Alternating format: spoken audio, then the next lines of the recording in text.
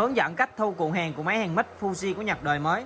Đầu tiên thì mọi người hàng mít như thế này xong, anh em mình muốn thu cuộn hàng thì anh em có thể bấm cho dây nó dài ra một xíu nha. Rồi sau anh em mình cắt đi cái phần đầu dưa của dây nè. Sau đó thì bên trong máy thì nó sẽ có cái cần gạt, anh em mình gạt xuống. Rồi sau anh em mình quấn cái cuộn hàng lại ha. Rồi bên này nó sẽ có dây điều khiển và anh em mình tháo ra. Đó, rồi xong anh em mình sẽ rút cái đuôi mọn mít ra ha. Anh em mình sẽ quấn cuộn hàng lại. Rồi anh em mình thu tới ngay cái đầu jack rồi anh em ngưng ha. Rồi mình sẽ gạt cần gạt lên. Và cái dây kèm mát thì anh em cũng tháo ra luôn ha. Đó là cái cách thu cuộn hàng của máy hàng mít Fuji của Nhật đời mới ha.